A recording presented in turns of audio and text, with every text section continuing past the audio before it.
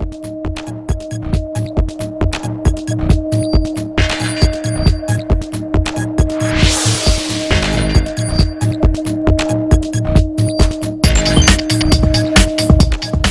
evening and welcome to Newsmaker Live. Thank you very much for joining us. I'm Clinton Reynolds, and of course, like every Wednesday, we're here discussing some very important issues, some of them that affect you more than others. And I'm sure tonight you'll be very interested to know that we're discussing cybersecurity.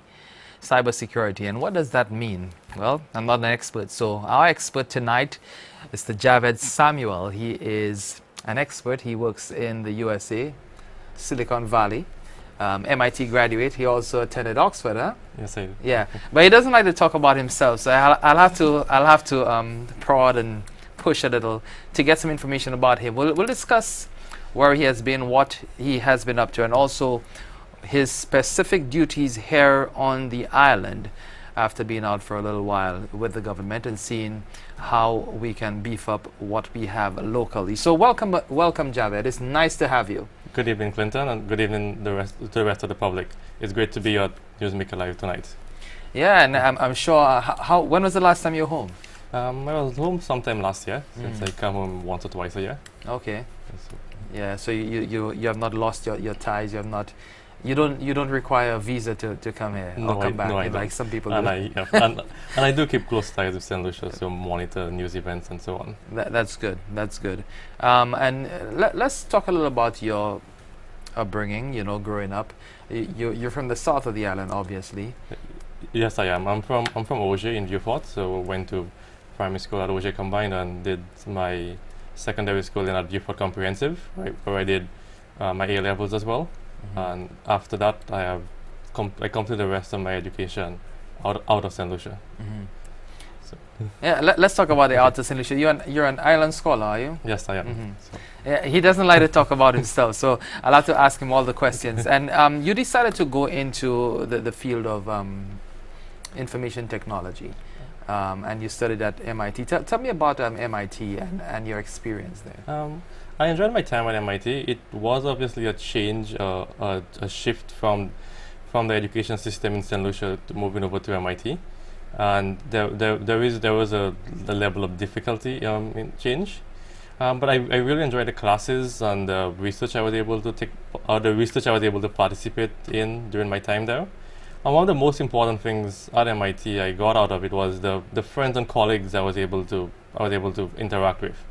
And this has helped me a great deal in being able to even understand how best we can improve our education sector in St. Lucia, just in terms of some of the opportunities that other folks may have and may be exposed to, and what we can do to better prepare our citizens to be able to compete in the global marketplace. But my MIT time was certainly a great experience, and I did enjoy my time and learned a great deal there. Now, a lot of people believe that, you know, when you leave St. Lucia and you go off to the US, for example, that the education system there is so much easier, and because the British system, as they say, is designed to make you fail. The American system is designed to make you succeed. Was that your experience going over to MIT? But you said there's some difficulties, there's some challenges. Yeah, that's actually a very good point in terms of contrasting the education system. So just in terms of a distinction, the British system is designed such that you do your exams at the end. So they test your knowledge at the end.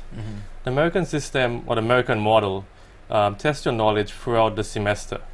Now, whether one particular methodology is better than the other is debatable, and I would view that as it depends on the material. For some classes, it's probably a better model to test at the end, while for other classes, it's probably a better model to test having periodic checkpoints. In terms of the adjustment to MIT and the classes and having periodic checkpoints throughout the term, for the semester, that did not prove to be too difficult. What may have been more of a challenge was the problem set or the homework, where those may require a lot more time than what you may have been used to from a more British model, where homework counts less, given that your final exam is what matters most. So that I would say are some of the distinctions between the more British model versus the more American model. Yeah. Now you're also a Rhodes Scholar. Yes, I. I'm bringing it all out. Okay. You know, I'm heading somewhere with that. And you attended Oxford Yes, I did. for a little while. How Yes. how long did you spend there? I spent 1 year at Oxford. At Oxford, I completed a master's in applied and computational mathematics, and it also gave me a chance to see the British model from the UK as well, to see the opposite, and to basically see it was completely opposite to the American model, wherein, as I explained earlier, you now have exams at the end. So I would argue that the hardest exam I wrote at university was at Oxford, and simply because that exam consists tested material for the entire year, and rather than MIT where you may have had exams that are on a per-semester basis. Well, I mean, it brought you back to your A-level days where you were tested on material for 2 years, and well, Yeah, and that is true. Like that is the A-level model from before was more an exam every 2 years. Guess they've tried to change that a bit with your new focus on modular exams. So even then, you have a mix between the both an American and a British system. I had to bite my tongue for a second there on that. But yeah, let's move on. Let's talk about your activities, especially as it relates to cybersecurity and information technology. You have been working in the U.S. You have been in Silicon Valley, in California. You're working with ISEC is a company, partners, ISEC Partners. Yes, that is A correct. subsidiary of NCC. Yes, All yes. right. Tell me about that. So currently, I'm a security consultant at ISEC Partners. They're a security consulting firm. They're based in San Francisco. They have a few offices in other parts of the U.S. and a subsidiary of NCC Group, which is the largest security consulting firm in the UK.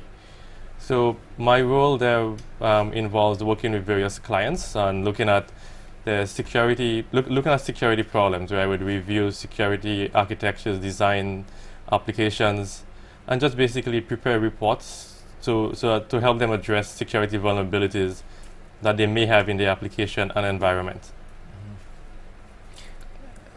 Security, I mean, we hear a lot about cybersecurity, and this is where I want to go with that, and have you break down those terms and have it have some deeper meaning for us, because a lot of us hear about, you know, cybersecurity. We hear about threats to our information, personal information, you know, sensitive information arising out of our daily interactions, and of course the security is a key feature. What are some of the threats that, you know, normal people like me experience every day, as far as, you know, this virtual world where all your information is stored, where your banking information is stored, where information about your life is stored, and, you know, that kind of thing? Yeah, as Clinton has pointed out, we do store a lot of information online, and a lot of information has to be protected by the various companies or various governments.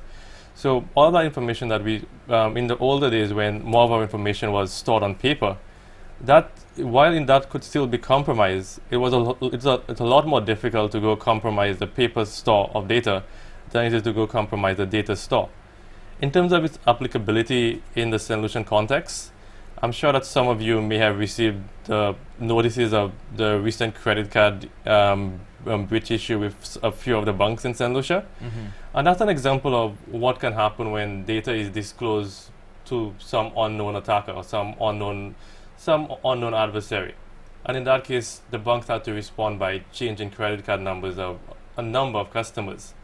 And that basically shows the practical implications of cybersecurity and why businesses need to be proactive in order to protect their users' data, both businesses and the government as well too.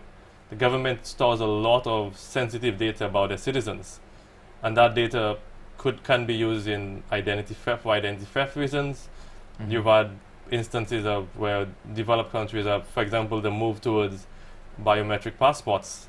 It's as a result of ensuring that your data that you use in generating your passport is secure, and governments will want to ensure that data is not compromised. But I mean, even with all that security, there are people who are intent on getting that information. There are people whose sole purpose for existence is to attack those systems, break down those security walls, and enter and get that information so that they can enrich themselves, they can have a certain level of power, they can, you know, probably some criminals would want to look for a different identity and be able to move around in their circles, in their rings, you know, and continue to conduct or transact business. How prevalent is that, and how easy or difficult is it to penetrate some of those systems? In terms of its prevalence, there is a criminal black market where you can actually buy and sell vulnerabilities and buy and sell credit card numbers as well. One of the surprising facts is that credit card numbers are pretty cheap on the black market because they are easy to obtain from databases. Now, not all of those credit card numbers might be valid, but the fact that so many businesses store credit card numbers and store it insecurely means that attackers have to accept very little money in order to sell a batch of credit card numbers. And as Clinton pointed out, in terms of motives, you do have folks out there whose purpose is to either disrupt your business, and they can do so by creating a denial of service attack, for example, where they will take down your website, and they may have their own reasons for wanting to do so. Or you may also have folks that want to basically get your users' data, for example, to get your users' credit card information, in order to be able to use it for their own nefarious purposes. So you do have adversaries out there. In terms of advice, as a business owner or as a government, your goal should be to try to secure your system as much as possible. While it might not be possible to be 100% secure, you should endeavor to try to be as secure as possible such that you are less of a target. And the more difficult it is for the attacker, the less likely it is that you will be faced with an attacker. They would more likely move on to the easier target. Now, you say some businesses store your credit cards or your sensitive information insecurely. In what ways do they store those pieces of data insecurely? So in terms of storing credit card data, for example, we'll use credit card data as an example. It can be stored insecurely if it's, for example, not encrypted. By that I mean it's not converted to what would be for the normal human readable eye as gibberish. And the reason for doing that is that it might be stored in numerous locations and at your business place. And if you were to ever lose control of the places where your data is stored, then whoever has gained control of that device or that piece of equipment now has access to your user data. So one of the things that as a business owner, what you'd want to ensure is to try to minimize the number of places that you have such data stored, and also ensure wherever you store it, you do store it in a secure manner. Well, you're watching Newsmaker Live. Our special guest this evening, Mr. Javed Samuel. He is conducting a workshop here on St. Lucia for the government. And when we come back, we'll discuss how you can secure your data systems. He gave one example, but we'll go into detail and discuss much more about cybersecurity when we come back. Stay with us.